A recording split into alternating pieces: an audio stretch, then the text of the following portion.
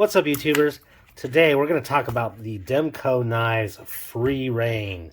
Yes, this is a 5-inch fixed blade. We'll talk briefly about the sheath here. It has excellent retention, has nice color matching, fully disassemblable so you can take it out, clean it out, and it's very easy to swap over to left hand or left hip carry. It has a retention piece here, but the retention of basically the rubber guard against the nylon here, it's very tight. This is not shaking out at all, so you don't even really need this. If you wanted to lash this to a backpack upside down, it'll have no problems holding on there. So we'll come back to the sheath on that. That's definitely could be one of the pros of that. This knife has a 5-inch blade of CPM MAGNACUT stainless steel. It weighs 6.9 ounces, 10.8 with the sheath. So you're talking about this sheath is very nice and functional, and it's only 3 ounces, so it's just about the weight of a titanium bug out. Very small. This knife prices at $200. It has 0.18-inch blade stock, so decently thick, but not super thick. It has a fairly high flat grind on it, and yeah, honestly, it's a very good functional blade. It's more in the shape of a spear point than, I mean, it's a drop point, but it's nearly a perfect spear point if you needed to dig with this knife in terms of the twist points. Pretty good down the center there. So overall, really good. The blade is made in the USA, and the sheath and the overmolded rubber handle are made in Taiwan, and then it's all assembled here in the USA. So this is assembled in the USA, and then as well, the overmold is obviously put onto the blade, and then it's peened in with this nice little hollow. You can tie a lanyard as you need there. So, it's kind of a combination of Taiwanese, but mostly USA in terms of the assembly. And then, of course, the blade is, the MAGNACUT is made in USA. As far as some comparisons or alternative knives, on the kind of low-end budget, the Gerber Strong Arm, this kind of had a similar vibe. The Strong Arm has just a much lower cut saber grind. It's made of 1095 steel. It weighs 7.3 ounces, has a 5-inch blade, and this one goes for, I think, $80, $85 or so. So this is definitely more on the budget end. These are made in Portland, Oregon, USA. And then the next one for me was the TRC South Pole.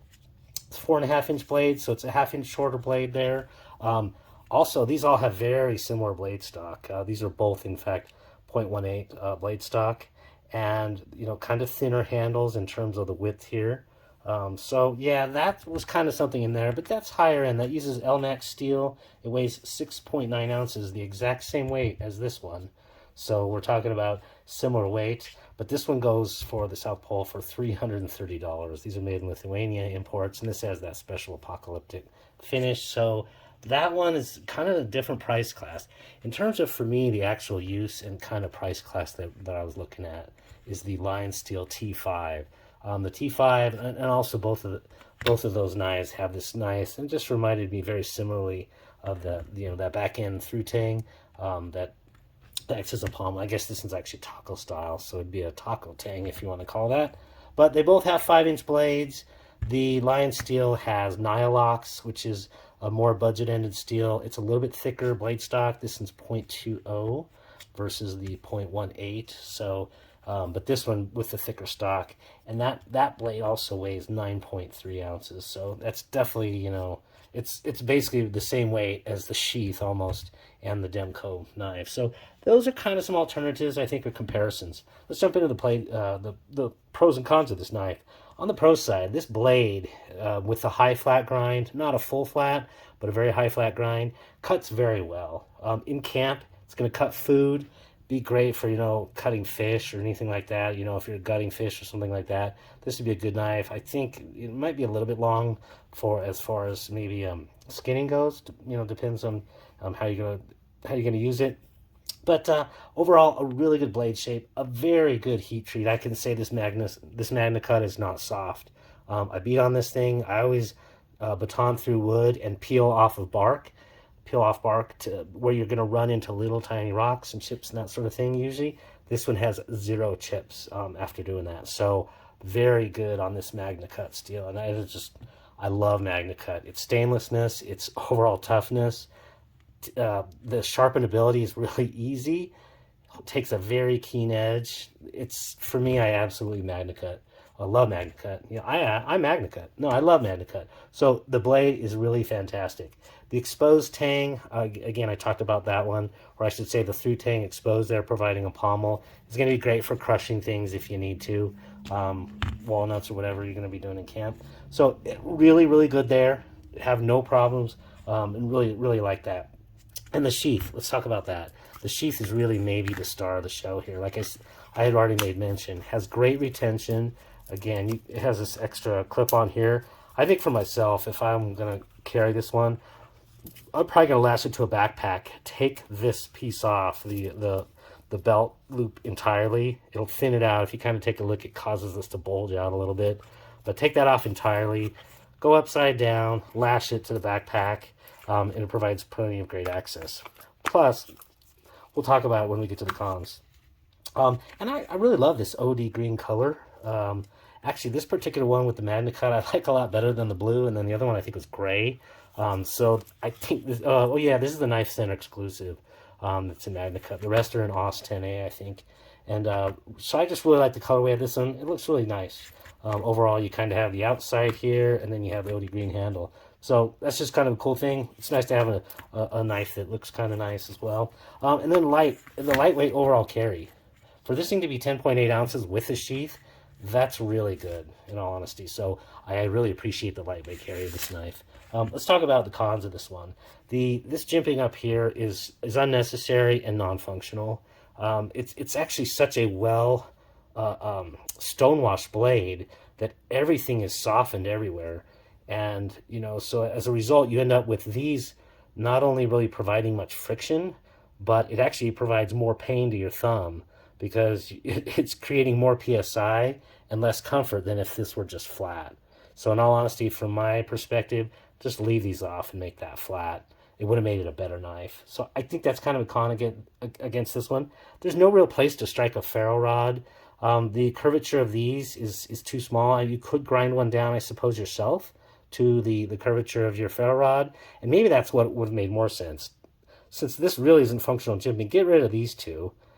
Get rid of all three of those. Maybe make just a little notch here forward that is actually ground to 90 degrees, and you can strike a ferro rod or pull it through. So that, I think, you know, and there's nowhere on the pommel here. Like I said, you can just very easily grind in your own, run it against some high grit sandpaper, and make it to a 90-degree angle for striking. But I don't know. This kind of, you know, this is kind of billed as a tactical survival knife, and so from that perspective, I was like, you should probably already have that there, and that's not there. So real nowhere to do that.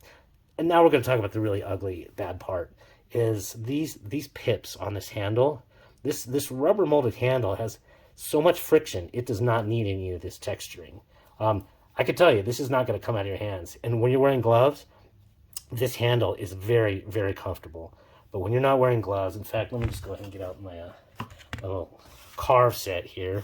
So when I just want to test something, and I did a whole lot more than this, but when I just want to very quick test out something, you know, I'll just basically carve some wood, and this thing, you can just see that it does really, really good on this.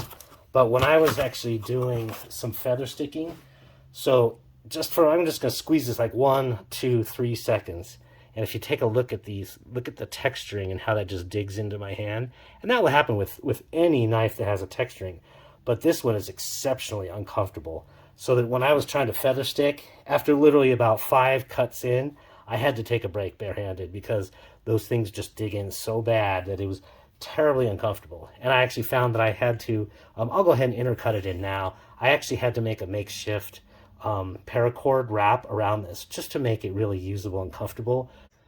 So with this makeshift, basically paracord wrapping, which totally helps in the hand, and if you keep it just from the finger groove out, it doesn't interfere with basically redeployment of it into the sheath. But what it does do is, obviously the way I have it done, yeah, this isn't going to be able to button just because it's too wide.